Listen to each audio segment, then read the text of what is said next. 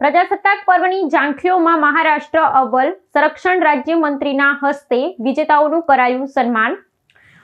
ભારતીય નૌસેના અને દિલ્હી પોલીસને શ્રેષ્ઠ માર્ચિંગ ટુકડીનો પુરસ્કાર મળ્યો. નવી દિલ્હીના કર્તવ્ય પથ ખાતે આયોજિત 77મા પ્રજાસત્તાક પર્વની પરેડમાં પ્રદર્શિત થયેલા શૌર્ય અને સાંસ્કૃતિક વૈભવને આધારે શ્રેષ્ઠ પ્રદર્શન કરનારા વિજેતાઓની જાહેરાત કરવામાં આવી છે. કેન્દ્રીય સંરક્ષણ રાજ્યમંત્રી સંજય સેઠના હસ્તે વિજેતા ટુકડીઓ અને રાજ્યોની ઝાંખીઓને પ્રતિષ્ઠિત પુરસ્કારો એનાયત કરવામાં આવ્યા હતા.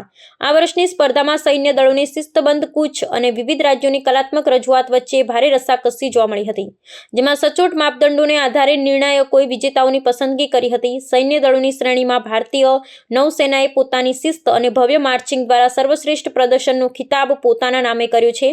અર્ધલશ્કરી દળો અને અન્ય સુરક્ષા દળોની શ્રેણીમાં દિલ્હી પોલીસે પ્રથમ સ્થાન પ્રાપ્ત કરી અને પોતાની વ્યાવસાયિક કુશળતાનું પ્રદર્શન કર્યું હતું. આ સાથે જ વિવિધ રાજ્યો દ્વારા પ્રસ્તુત કરવામાં આવેલી ટેબલો ઝાંખી સ્પર્ધામાં મહારાષ્ટ્રની ઝાંખીએ પોતાની વિશિષ્ટ થીમ અને કલાત્મક પ્રસ્તુતિ દ્વારા નિર્ણાયકોના દિલ જીતી લીધા હતા, જેના પરિણામે મહારાષ્ટ્રને ઝાંખીઓની શ્રેણીમાં પ્રથમ પુરસ્કાર પ્રાપ્ત થયો હતો. આ પુરસ્કાર વિતરણ સમારોહમાં સંરક્ષણ મંત્રાલયના ઉચ્ચ અધિકારીઓ અને વિવિધ રાજ્યના પ્રતિનિધિઓ ઉપસ્થિત રહ્યા હતા.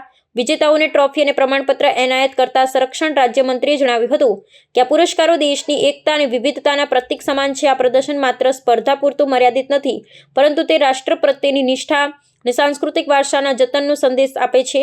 આગામી વર્ષોમાં સિદ્ધિ અન્ય રાજ્યો અને દળો માટે પ્રેરણારૂપ બનશે તેમ માનવામાં આવી રહ્યું છે.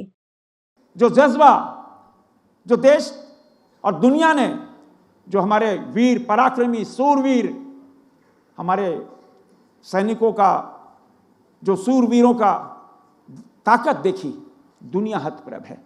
मित्रों, आज इस मौके पर मैं आप सभी को बधाई देते हुए जो कलाकार आज मंच पे जिन्होंने प्रदर्शन किया, अद्भुत प्रदर्शन था. और कर्तव्य पथ पर जब 26 जनवरी को प्रदर्शन किया उन्होंने कला का, अद्भुत प्रदर्शन था.